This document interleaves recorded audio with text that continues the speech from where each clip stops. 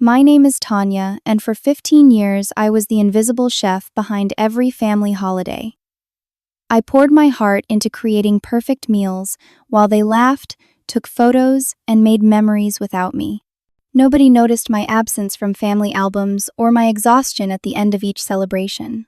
That changed this year when I finally reached my breaking point at Thanksgiving and made a decision that left them panicking with a raw turkey at Christmas. Let me know where you are watching from. Hit the like and subscribe buttons and tell me if your family has ever taken your efforts completely for granted too. I grew up in Lakefield, a small town in Minnesota where everyone knew everyone. Our modest two-story home with its wraparound porch became the gathering spot for every holiday, a tradition that started long before I was born. My earliest memories revolve around the kitchen, the heart of our home. While other kids played in the yard, I stood on a wooden stool next to my grandmother Margaret, watching her hands work magic with simple ingredients. Grandma Margaret was an incredible cook who could transform basic items into feasts that brought our entire family together. Her pumpkin pie was legendary in our town, and her turkey was so moist people talked about it for weeks afterward. She never used written recipes. Everything was a pinch of this, a dash of that. I was the only grandchild interested enough to stand beside her for hours, absorbing her techniques and secrets. Cooking is love made visible, she would tell me while kneading dough for her famous dinner rolls. Remember, Tanya, when you feed someone, you are nourishing more than their body. Those words stayed with me as I grew up. Throughout my teenage years, I helped her prepare holiday meals, gradually taking on more responsibilities. By the time I turned 18, we were cooking side by side as equals. Those were precious moments I never appreciated enough until they were gone. The winter I turned 22, Grandma Margaret passed away unexpectedly from a heart attack. Our family was devastated. She was our emotional anchor, the woman who kept us connected through her food and warmth. The first Thanksgiving without her was approaching, and nobody knew what to do. My mother Diana, always anxious about appearances, worried about maintaining traditions. My father Robert sat quietly in his recliner, hiding his grief behind his newspaper. My older brother Jake and his new wife Samantha discussed ordering food from a local restaurant. My younger sister Melanie, only 19 at the time, suggested going to a restaurant. I remember standing in the kitchen doorway listening to this conversation, feeling a mixture of sadness and disbelief. Going to a restaurant for Thanksgiving, ordering in, that would have broken Grandma Margaret's heart. I can do it, I said quietly. Everyone turned to look at me with surprise. I can make Thanksgiving dinner. I know all of Grandma's recipes. The relief on their faces was immediate. My mother hugged me with tears in her eyes. Oh, sweetheart, that would be wonderful. Margaret would be so proud. That first Thanksgiving was terrifying. I started preparations 3 days in advance, just as Grandma had taught me. I made lists, shopped carefully, and followed her methods precisely. When I placed the 20-pound turkey in the oven at 5 in the morning, I whispered, "Help me get this right, Grandma." Surprisingly, everything turned out nearly perfect. The turkey was golden and juicy, the mashed potatoes creamy with just the right amount of butter, and the gravy smooth without a single lump. I even managed to recreate Grandma's pumpkin pie, though it wasn't quite as good as hers. The family was genuinely appreciative that year. My father raised his glass in a toast to Tanya for keeping Grandma's spirit alive. Everyone clapped and my mother wiped away tears. Jake helped me clear the table afterward, and Melanie hugged me tightly. "It tasted just like when Grandma made it," she whispered. The second year went equally well. I felt confident and even added a few dishes of my own creation. Again, the family expressed gratitude and acknowledged the effort I had put in. I felt connected to Grandma Margaret through the cooking process, and providing this service to my family gave me purpose. By the third year, things began to change subtly. The thank yous became more perfunctory. Jake and Samantha started arriving just in time for the meal, rather than coming early to help set up. My mother began hovering in the kitchen, offering unsolicited advice. "Grandma always put more sage in the stuffing," she would say, or, "That turkey looks like it needs another hour." Dad retreated further into watching football, and Melanie would disappear with friends until dinner was served. By year 5, the transformation was complete. What had begun as my heartfelt gift to honor my grandmother had evolved into an expectation. My role became fixed. I was the holiday chef, nothing more and nothing less. The guest list expanded as Jake and Samantha had 2 children, Emma and Lucas. Cousins who had stopped coming after Grandma died began returning once they heard the food was still excellent. Friends of friends were invited. What started as an intimate family gathering of 8 people gradually expanded to 20. Nobody discussed the increasing burden this placed on me. Nobody offered to contribute financially to the growing grocery bills. Nobody suggested rotating the hosting duties. It was simply understood: Tanya cooks, Tanya serves, Tanya cleans. I remember one particular Thanksgiving when Jake arrived with 4 extra colleagues from work without warning me. "Hope you made enough," he said casually, as he grabbed a beer from the refrigerator. I stood there, calculator in hand, trying to figure out how to stretch the food for 4 more people. That was the beginning of my resentment, though I was still too committed to the idea of family unity to speak up. Instead, I just worked harder, slept less, and smiled more thinly as each holiday approached. 3 years ago, things reached a new low during Christmas dinner. I had been cooking since 4 in the morning, preparing a standing rib roast that cost nearly $200 from my own pocket. Nobody had offered to chip in despite my hints about the expense. By the time everyone arrived at 2 in the afternoon, I was exhausted but had produced what I considered my finest holiday meal yet. As we gathered around the table, Jake took his first bite of my chestnut stuffing and frowned. "This is different," he said, pushing it around his plate. "It is not as good as last year. Did you change the recipe?" I felt my face flush with embarrassment.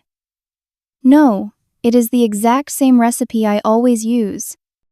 "Well, something is off," he insisted, looking around the table for support. "Right, Dad, it tastes different." My father, who had barely tasted his food between enthusiastic descriptions of the football game, just nodded. "Sure does." I had spent 3 hours on that stuffing alone, carefully, toasting the bread, roasting and peeling chestnuts by hand, chopping fresh herbs from my indoor garden. And here was Jake, who could barely make toast, criticizing my cooking. My mother, Diana, always conscious of keeping peace, jumped in. "The turkey is wonderful though, Tanya. Almost as good as your grandmother used to make. Almost as good." After 15 years of practice, I was still falling short in her eyes. Later that evening, as I washed dishes alone in the kitchen, I could hear them all laughing in the living room, taking photos for the annual Christmas card. Nobody called me to join them. When the photo cards arrived in the mail weeks later, I was conspicuously absent once again. It was as if I did not exist beyond my utilitarian function. The financial burden grew increasingly difficult to bear. A typical holiday meal for 20 people cost me around $500 between the premium ingredients, wine, and decorations. On my modest salary as a school administrator, this meant sacrificing other things. I canceled my gym membership to afford the Christmas prime rib. I postponed car repairs to buy ingredients for Easter brunch. When Jake's son Lucas developed a gluten allergy, I spent extra on specialty flours without complaint. When my sister Melanie went through a vegan phase, I created separate dishes just for her.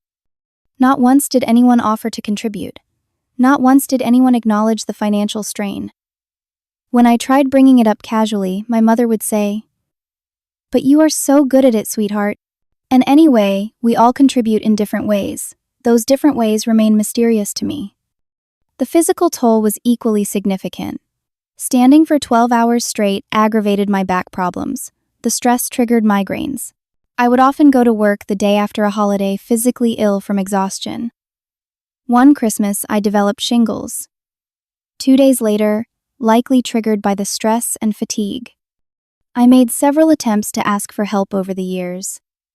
Once, I directly asked Jake if he could come early to assist with preparations.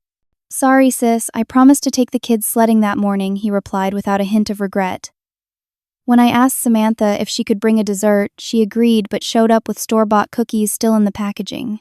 My mother claimed her arthritis prevented her from cooking, though it never stopped her from playing tennis twice a week. The most painful revelation came gradually through social media. After each holiday, family members would post dozens of photos online with captions like, Another wonderful family Christmas, or so grateful for family time. Scrolling through these albums, I realized something heartbreaking. I did not appear in a single photograph. Not one. While they documented every moment of their holiday experience, I was invisible, hidden away in the kitchen preparing the next course, or cleaning up after the last one. My sister Melanie developed an annual tradition that particularly hurt me. She would promise to bring dessert, giving me one less thing to worry about. Each year, I would plan the meal accordingly. And each year, she would text an hour before dinner. "Sorry, super busy, couldn't make the dessert." Next time, I would then scramble to create something sweet from whatever I had on hand. My father Robert's behavior was perhaps the most frustrating. He would plant himself in front of the television from the moment he woke up on holiday mornings, emerging only for meals. Once, when I asked if he could help carry dishes to the table, he chuckled and said, "That is women's work, honey." In the year 2020, my father still believed cooking and serving were exclusively female obligations. The internal conflict grew more intense with each passing holiday. I was raised to believe family came first. Grandma Margaret had instilled in me the idea that cooking for loved ones was an act of devotion. Breaking tradition felt like betraying her memory. Yet with each unacknowledged sacrifice, each dismissive comment, each absence from family photos, I felt pieces of my self-worth chipping away. I began dreading holidays months in advance. The sight of Christmas decorations in stores would trigger anxiety attacks. Cooking once my passion became associated with exploitation and invisibility. The very thing that had once connected me to my grandmother and brought me joy had transformed into a source of resentment and pain. 2 years ago, I decided to try changing the dynamic. I created a holiday meal sign-up sheet and emailed it to everyone 3 weeks before Thanksgiving. The email was carefully worded, explaining that as our gatherings had grown larger, I thought it would be fun to make it more of a potluck-style celebration where everyone could showcase their special dishes. The responses were immediate and uniformly negative. My mother called within minutes of receiving the email. "Tanya, what is this about? We cannot just change tradition. What would your grandmother say?" Jake texted, "Nice try, but we all know you are the only one who can cook worth a damn. Just do what you always do." Samantha, his wife, was more direct. "We have 3 kids now. We barely have time to shower, let alone cook. That is why we have you." My father did not respond at all, and Melanie sent back a single question mark as if the very idea was incomprehensible. I withdrew the suggestion, immediately apologizing for disrupting the status quo. That Thanksgiving, I worked even harder to prove my commitment to family traditions, ignoring the growing pit in my stomach. The following Christmas, I tried a different approach. Instead of asking family members to bring dishes, I attempted to delegate small tasks during the actual day. I asked Jake to carve the turkey, Melanie to arrange the dessert table, and Samantha to help serve the sides. The results were discouraging. Jake carved the turkey so haphazardly it resembled massacre rather than mealtime. Melanie rearranged the desserts I had carefully prepared, taking photos for her Instagram of her beautiful display. Samantha served microscopic portions of vegetables while heaping plates with expensive proteins. My mother hovered anxiously, repeatedly saying, "This is not how we usually do things." By New Year's Eve, I had retreated back to handling everything myself. It seemed easier than dealing with the resistance and incompetence. Around this time, I started seeing a therapist, Dr. Sarah Palmer, for increasing anxiety. During our 3rd session, I mentioned the holiday situation almost as an aside. Her response changed everything.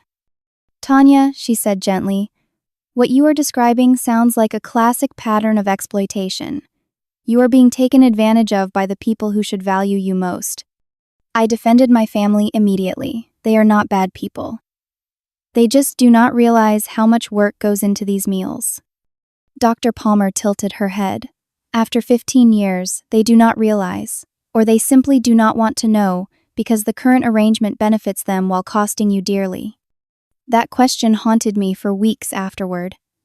I began to see our family dynamic through new eyes. My perspective shifted further when my friend Amanda attended our Easter gathering last year. She observed the entire day from my pre-dawn cooking start to the late-night cleanup. After everyone left, she stayed to help me wash the final dishes.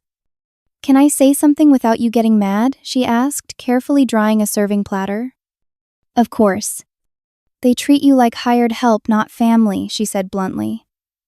"I did not see a single person thank you meaningfully. You were not in any photos. You did not get to sit down and enjoy the meal you spent days preparing." "That is not right, Tanya." I wanted to argue but found myself speechless. When Amanda showed me the family photos she had taken that day, I noticed something I had become blind to. Everyone was relaxed, laughing, enjoying themselves. Everyone except me. In the few images where I appeared, I looked exhausted, tense, and much older than my 36 years. That summer, I met Michael at a community garden workshop. Unlike previous men I had dated, he showed genuine interest in my life beyond surface details. When I mentioned my holiday cooking tradition, expecting the usual impressed response about my culinary skills, his reaction surprised me. "Every holiday by yourself?" "For how many people?" he asked, looking concerned rather than impressed. "Usually around 20, sometimes more." He shook his head. "That does not sound like a tradition. That sounds like unpaid catering." As our relationship developed, he invited me to his family's Thanksgiving celebration. The contrast was illuminating. His mother Janet coordinated rather than cooked everything herself. Each family member brought significant dishes and helped with setup and cleanup. Michael's father handled the turkey, his sister the sides, his brother the desserts. Everyone pitched in with preparation and cleaning. Most striking of all, everyone sat down together. Everyone appeared in photos. Everyone enjoyed the day as a participant rather than a servant. I left feeling unsettled, suddenly aware of just how abnormal my family's expectations were. The internal struggle intensified. On one hand, I felt increasingly resentful and exploited. On the other, guilt plagued me whenever I considered changing the status quo. Who would I be if not the family holiday chef? What would happen to our family gatherings? Was I being selfish for wanting recognition and help? Then came Easter last spring. I woke up with a terrible flu, running a 102-degree fever. I texted everyone that I was sick and might need help with the meal preparations. My mother responded immediately. "Take some medicine and push through. Everyone is counting on your ham this year." Not one person offered to take over or even assist. My father suggested ordering pizza as a last resort, making it clear this was an undesirable option. Jake did not respond at all. Melanie sent a sad emoji. I dragged myself out of bed and spent 8 hours cooking while fighting nausea and dizziness. During the meal, which I could barely eat due to my illness, my mother proudly told a neighbor who had joined us, "Nothing stops Tanya from making her special meals. She is just like her grandmother that way." Not once during the day did anyone ask how I was feeling or offer to let me rest. When I went to the bathroom to throw up between serving dinner and dessert, no one noticed my absence. I drove home that night, pulled over twice to be sick on the side of the road, and cried myself to sleep. That was the moment I realized something had to change. This year, Thanksgiving approached with the usual dread magnified tenfold. My anxiety had reached new heights with physical symptoms, including insomnia, hair loss, and recurring migraines. Michael noticed the change in me as the holiday drew closer. "You look like you are preparing for battle, not a family dinner," he said one evening, as I made elaborate shopping lists. "Is it really worth this level of stress?" I had no answer for him. The truth was, I was beginning to question everything about this arrangement, but 15 years of conditioning made it nearly impossible to imagine an alternative. The week before Thanksgiving, I spent over $600 on groceries, maxing out my credit card. I requested 2 vacation days from work to prepare time I could have spent actually relaxing. I deep cleaned my apartment to host everyone, moving furniture to accommodate the expanded dining table that would take over my living room. The day before Thanksgiving, Jake texted, "For your information, invited my new team members from work. 4 extra people. They are excited to try your famous cooking. No request, just an announcement." I stared at the message for several minutes, feeling my heart race. That would bring the total to 24 people in my small apartment. I had planned for 20, which was already pushing my limits financially and logistically. Now I would need to recalculate everything, shop for additional ingredients, and figure out where to seat 4 extra adults. I responded with a simple okay while fighting back tears of frustration. Thanksgiving Day began at 4:30 in the morning. While the rest of the city slept, I was peeling potatoes, chopping vegetables, and preparing the 24-pound turkey for roasting. By 6, my kitchen looked like a professional catering operation, every surface covered with preparations in various stages. My family was scheduled to arrive at 1 for dinner at 2. My mother Diana showed up at 11:30, ostensibly to help, but actually to supervise. She walked around my kitchen adjusting things slightly and making comments about how she would have arranged the appetizers differently. "The table setting looks a bit casual," she remarked, fingering the cloth napkins I had ironed the night before. "Your grandmother always used the good china for Thanksgiving." I bit back a retort about how I did not own fine china on my school administrator's salary and how no one had offered to bring any. Instead, I just nodded and continued basting the turkey. My father arrived next immediately, asking if the football game was on yet. Without waiting for an answer, he located the remote and settled into my best armchair, the one I had specifically cleaned for my elderly aunt. Jake and Samantha arrived with their 3 children and the 4 coworkers they had invited. They brought nothing except their appetites and a bottle of inexpensive wine for 24 people. The coworkers looked uncomfortable, clearly unaware they had been added without consultation. One of them, a woman named Alicia, quietly approached me in the kitchen. "Thank you for having us," she said genuinely. "Is there anything I can do to help? I used to work as a line cook." Before I could respond, Jake intervened. "Do not worry about Tanya. This is what she lives for. Just relax and enjoy." I watched Alicia being led away, my one potential ally lost. Melanie texted at 1:45 that she was running late and would arrive around 3. This meant we would need to delay dinner, risking the precise timing I had planned for each dish. When she finally arrived at 3:20, she carried a store-bought pumpkin pie, still in the grocery store container, identical to the one I had spent hours making from scratch the day before. "Sorry about the time," she said, not sounding sorry at all. "But I brought dessert like I promised." She placed her pie next to mine as if they were equivalent offerings. By the time we sat down to eat at 3:45, I had been on my feet for over 11 hours. Every dish was perfect, despite the delays and complications. The turkey was golden and moist, the sides were abundant and flavorful, the homemade rolls were still warm. During the meal, I remained largely in the kitchen, bringing out fresh dishes and clearing used ones.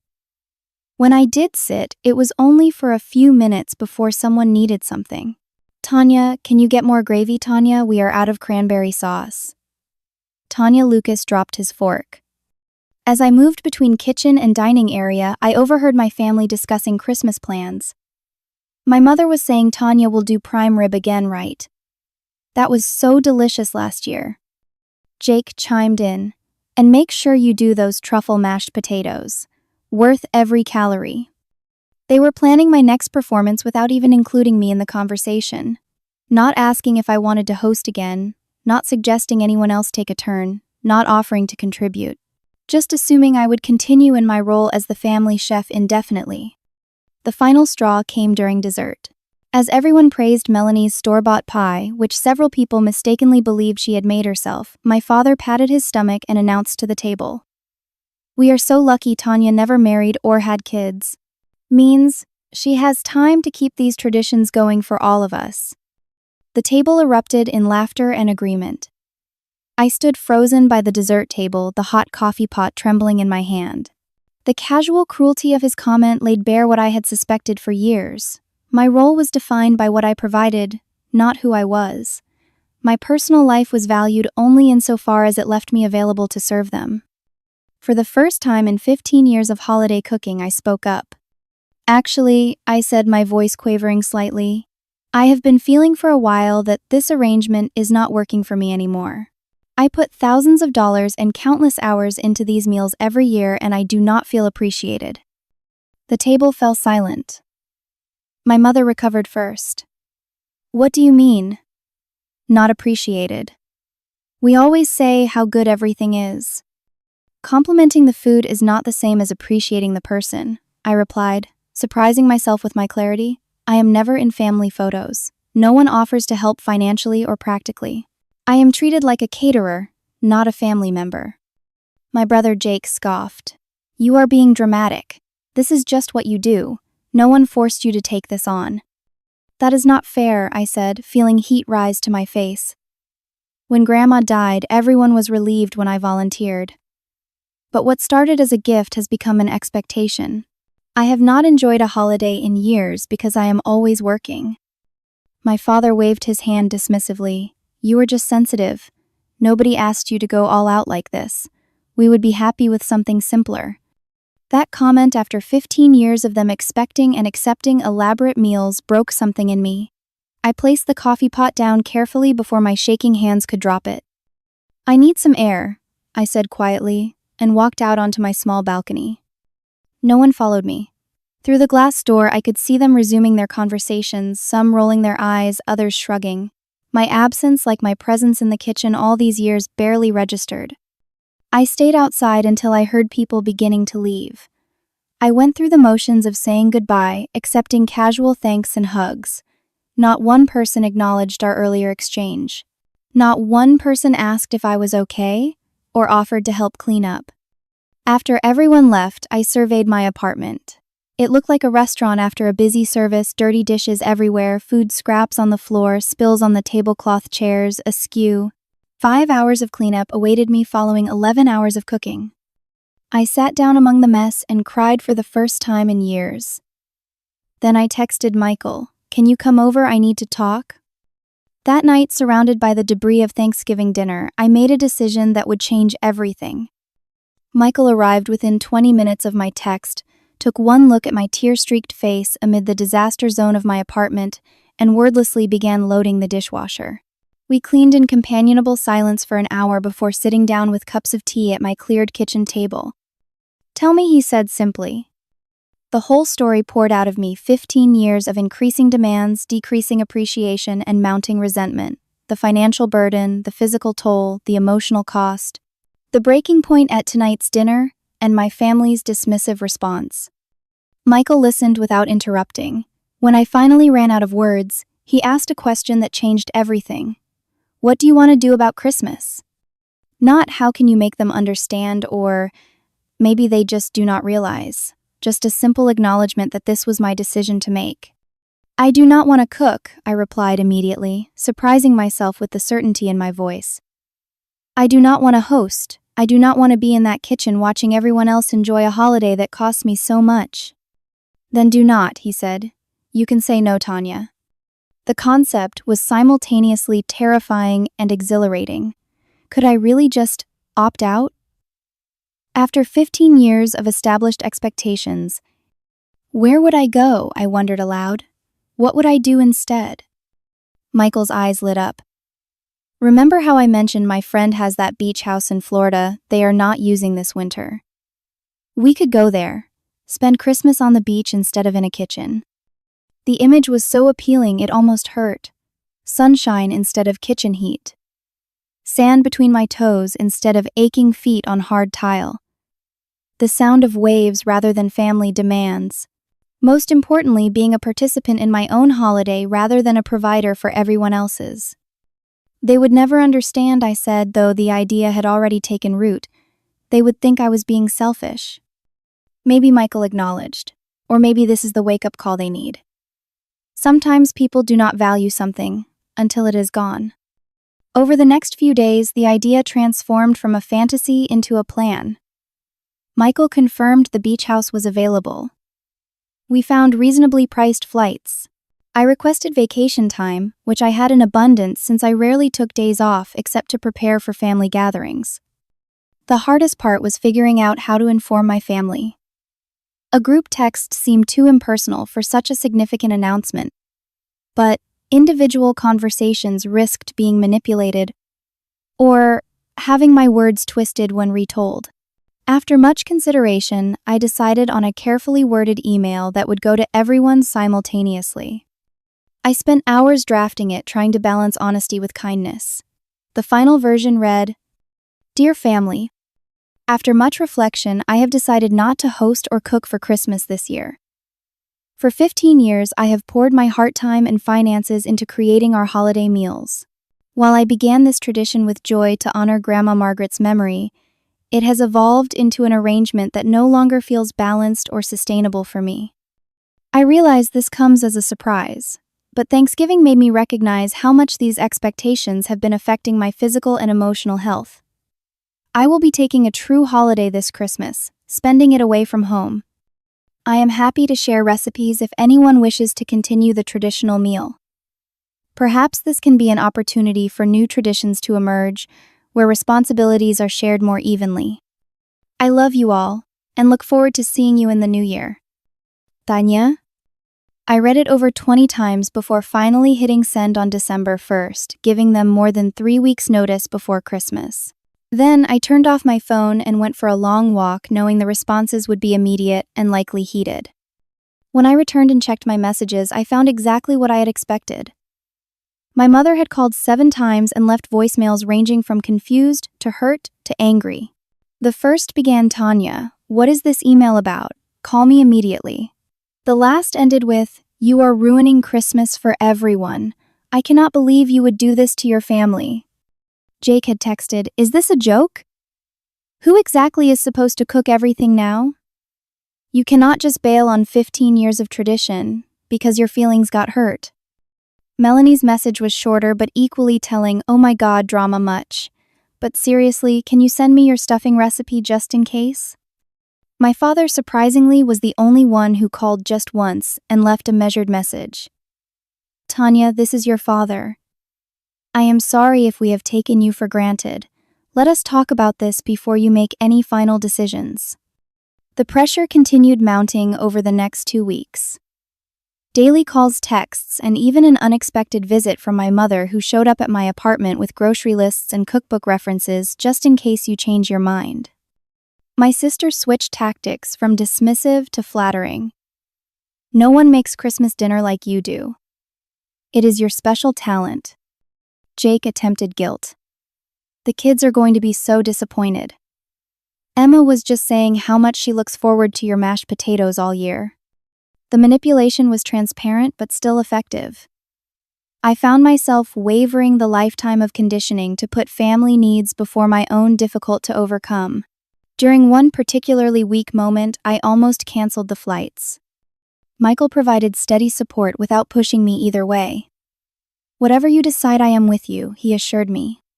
"But ask yourself, if you give in now, what message does that send about your boundaries going forward?" As Christmas drew closer and my departure date approached, my family's messages took on a tone of disbelief. They simply could not fathom that I was actually going through with my plan. My mother called 2 days before we were set to leave. "I did not buy anything yet because I was sure you would come around," she admitted. "What exactly are we supposed to do for Christmas dinner now?" The question was so perfectly emblematic of the problem that I almost laughed. After 15 years, not one person had thought to take initiative to plan an alternative to step up. They had been so confident in my capitulation that they had made no contingency plans whatsoever. "I am sure you will figure something out," I replied calmly. "You are all capable adults." The night before our early morning flight, I turned off my phone completely. For the first time in my adult life, I packed a suitcase for Christmas that contained swimsuits and sundresses instead of cooking tools and backup ingredients. The physical sensation of zipping that suitcase closed felt like cutting through chains I had not fully realized were binding me. I slept peacefully that night, dreaming of ocean waves rather than kitchen timers. Michael and I landed in Florida on December 23rd. Stepping out of the airport into warm sunshine that felt symbolic of the new beginning I was embarking on.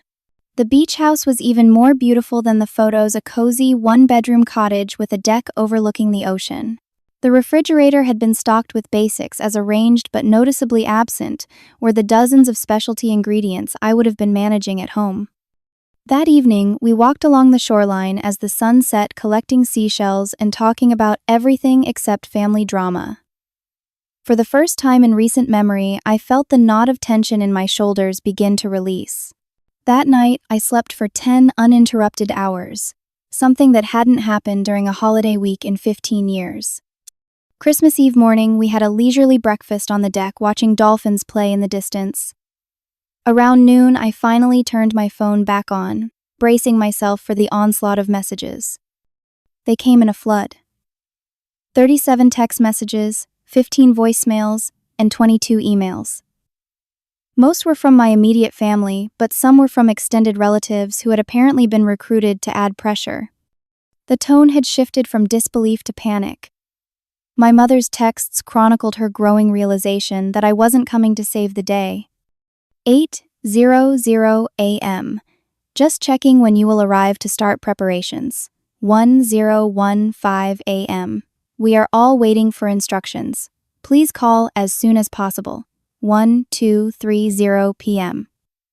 This has gone far enough. Everyone is coming tomorrow and there is no food prepared. 3:45 p.m. I tried to roast the turkey, but something is wrong with it. Please call me back. 7:20 p.m. Disaster. Complete disaster. I hope you are happy. My sister Melanie had sent photos that told the story better than words could. The kitchen in chaos with dirty bowls everywhere, what appeared to be a raw turkey, sitting sadly on a counter, and family members looking confused and irritated. One image particularly stood out: Jake, standing before an open refrigerator with a bewildered expression captioned, "What does brine even mean?" Most surprising were the voicemails from my brother. The first few were angry, accusing me of being selfish and ruining the holiday. But the last one, left at 9:30 Christmas Eve night, had a different tone entirely. "Hey, Tan," he began, using my childhood nickname for the first time in years. "So we tried. We really did. Dad bought a turkey, but none of us knew what to do with it. Mom tried following a recipe from the Food Network, but set off the smoke alarm. Melanie burned the rolls completely. I had no idea mashed potatoes could turn that color." He paused, and I could hear him take a deep breath. "I guess what I am trying to say is that we might have taken you for granted. It takes a lot more work than any of us realized. Anyway, Merry Christmas. It is not the same without you." On Christmas morning, Michael and I exchanged small gifts on the deck while watching the sunrise over the ocean. No frantic cooking schedule, no timing crises, no family tensions, just peace, companionship, and the gentle sound of waves. At 11, my phone rang. It was my mother. After hesitating, I answered, "Merry Christmas, Mom."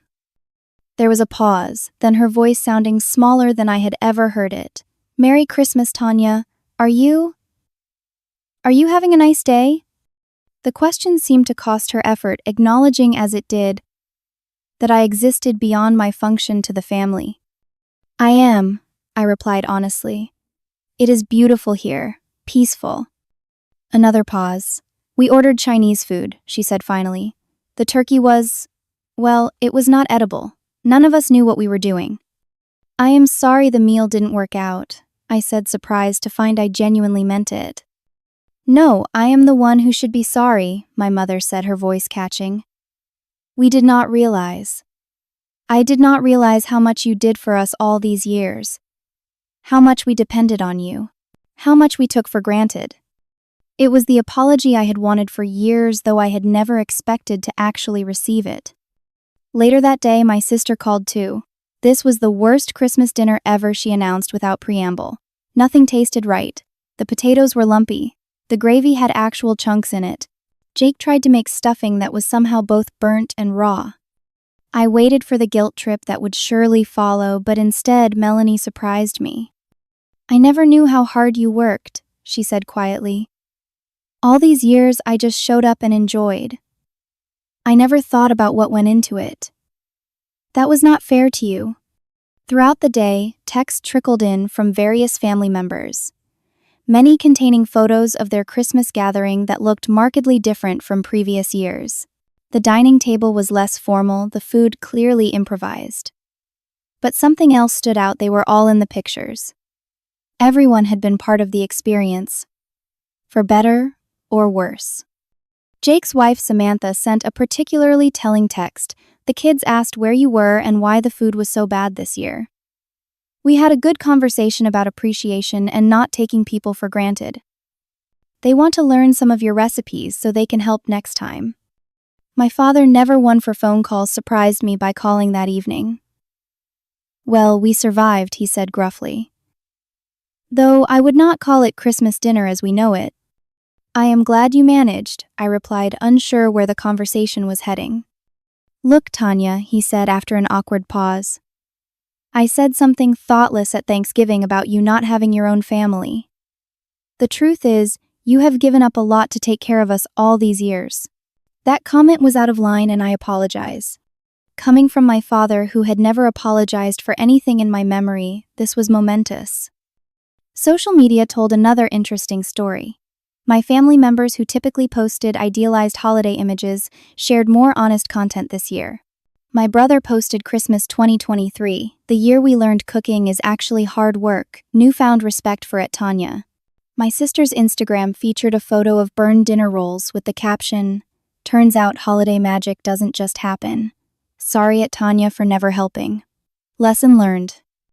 As I scrolled through these posts from my peaceful retreat, a strange feeling washed over me. Not guilt as I had feared, but a profound sense of having done something necessary not just for myself, but ultimately for my family too. That evening, Michael and I had dinner at a local seafood restaurant where I enjoyed a meal someone else had prepared. The chef came out briefly to greet guests, and I made a point of complimenting him sincerely. His tired smile of appreciation reminded me of what I had needed all those years.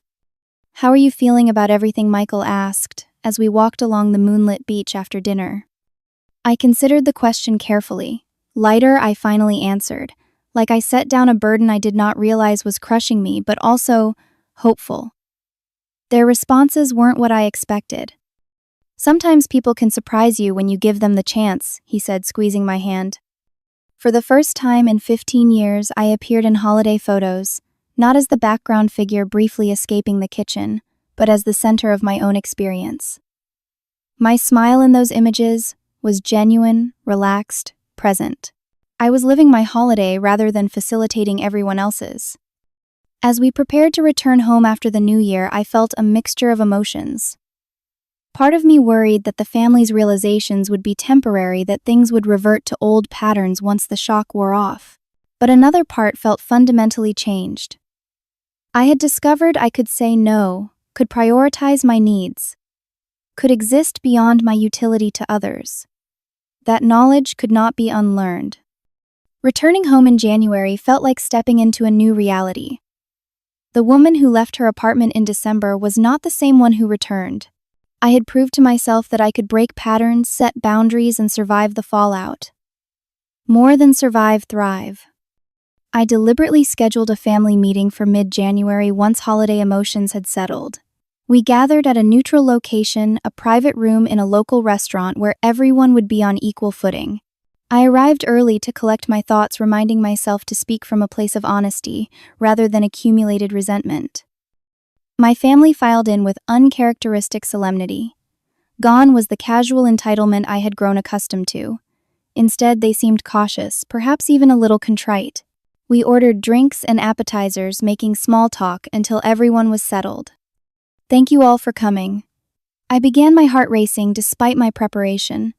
I wanted us to talk about what happened over Christmas, and more importantly, about how we move forward as a family. I explained without accusation, but with complete candor, how the holiday traditions had affected me over the years. The financial strain, the physical exhaustion, the emotional cost of being valued primarily for what I provided rather than who I was. I described the hurt of being excluded from family photos and memories while enabling those very experiences for everyone else. I did not go away over Christmas to punish anyone, I clarified. I did it because I needed to experience a holiday as a participant rather than a provider. I needed to know what it felt like to be present rather than just functional. Their reactions varied but shared a common thread of realization. My mother, Diana, normally quick to become defensive, listened with uncharacteristic attention. I always thought you enjoyed it, she said finally. That it was your way of connecting to Mom, to her legacy. I never stopped to think that what started as a gift had become an obligation. That was unfair of me. Jake, who had struggled most visibly with their failed Christmas dinner, spoke next. When I was trying to figure out how to cook that turkey, I kept thinking, Tanya makes this look so easy. But it is not easy. It is hours of work and knowledge and care, and we just expected it year after year. Melanie, my younger sister, had tears in her eyes. I promised to bring dessert every year and then bailed last minute because I knew you would handle it. I treated you like a backup plan, not a sister. I am really sorry, Tanya. My father, Robert, never comfortable with emotional discussions, cleared his throat. I said that thoughtless thing about you not having your own family. The truth is, you have always prioritized this family above yourself. That comment was cruel and I apologize. Their words were healing, but I knew words alone would not change entrenched patterns. I appreciate your understanding, I said, but I think we need to talk about practical changes going forward.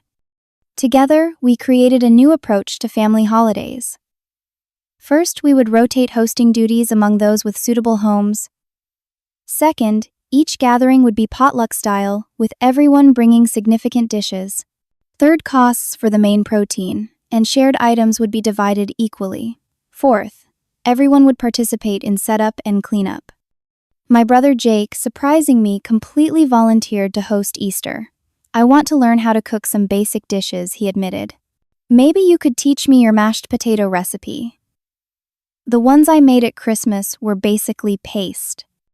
Melanie suggested we create a family cookbook with Grandma Margaret's recipes and the ones I had developed over the years. Not so we can expect you to make everything, she clarified quickly, but so we can all learn to contribute. My mother, after some hesitation, acknowledged the gender dynamics that had shaped our traditions. Your grandmother and I were raised believing holiday meals were women's responsibility. I perpetuated that without questioning it. That was wrong, and I am sorry. We left the meeting with a concrete plan and a shared Google document outlining responsibilities for upcoming gatherings. But more important than the practical arrangements was the shift in awareness. For perhaps the first time, my family saw me as a person with needs and limits, not just a provider of comfort and nourishment. Easter became the test case for our new system. Jake and Samantha hosted, transforming their backyard into a spring celebration space. I arrived to find Jake in the kitchen apron on, focused intently on a recipe card. Is this right? He asked, showing me a bowl of seasoned potatoes ready for roasting. I have been practicing for weeks. I checked his work and nodded approvingly. Perfect. You are a natural. My mother brought her famous deviled eggs prepared from Grandma Margaret's recipe. Melanie arrived on time with homemade desserts.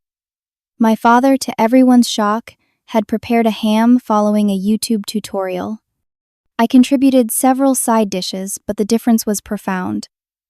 I cooked them in my own kitchen at a reasonable hour, enjoyed the process without exhaustion, and arrived as a guest rather than a caterer. Most significantly, when it came time for the family photo, Jake's wife Samantha said, "Tanya, you are in the middle this time. You are always behind the camera or in the kitchen. Today, you are front and center." Standing surrounded by my family for that photo, I felt a complex mixture of emotions.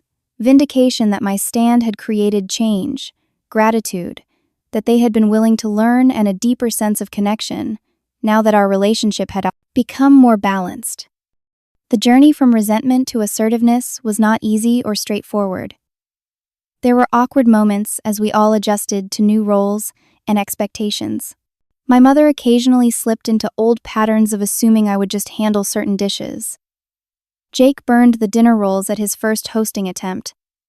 Melanie was 30 minutes late to one planning meeting. But with each small setback came greater awareness and recommitment to change. Family text chains that once contained only demands for my cooking now included recipe exchanges and coordination of who would bring what. Financial contributions arrived without prompting. Thank you notes acknowledged effort, not just results. The deeper healing came in unexpected moments, my nephew Lucas asking me to teach him how to make gravy, my father calling for advice about cooking times, my mother admitting she had never learned certain techniques because her own mother had controlled the kitchen. These exchanges created new bonds based on sharing knowledge rather than extracting labor. Michael became integrated into these gatherings, bringing his own family's traditions into our evolving celebrations. His perspective as an outsider who became an insider helped keep us accountable to the changes we had committed to making. The most profound shift happened within me. I rediscovered joy in cooking when it became a choice rather than an obligation. I learned to express my needs directly, instead of silently resenting their absence being met. I recognized that true family connection comes from mutual respect and reciprocity, not self-sacrifice and martyrdom. Perhaps most importantly, I realized that setting boundaries is not selfish, it is necessary for authentic relationships. By refusing to continue in a role that diminished me, I created space for something healthier to grow. My family did not love me less when I stopped catering to them. If anything, our connections deepened when they began to see me as a complete person rather than a function. As I look toward future holidays, I feel something I had lost years ago: anticipation rather than dread. I look forward to gathering with my family, cooking alongside them, rather than for them appearing in photos, and creating memories in which I am present rather than just essential. To those watching, who recognize their own stories in mine, I encourage you to examine the roles you have accepted in your relationships. Are you valued for who you are or merely what you provide? Do you participate in gatherings or merely facilitate them? Is your contribution recognized or simply expected? Remember that traditions should serve the people who practice them, not the other way around. Sometimes the most loving thing you can do for yourself and others is to step back and allow new, healthier patterns to emerge from the discomfort of change. If my story resonated with you today, please like this video and subscribe to my channel for more discussions about family dynamics and personal growth. Share your own experiences in the comments below. Have you ever had to set difficult boundaries with loved ones? How did it change your relationships? Thank you for listening to my journey, and I wish you the courage to honor your worth in all your connections.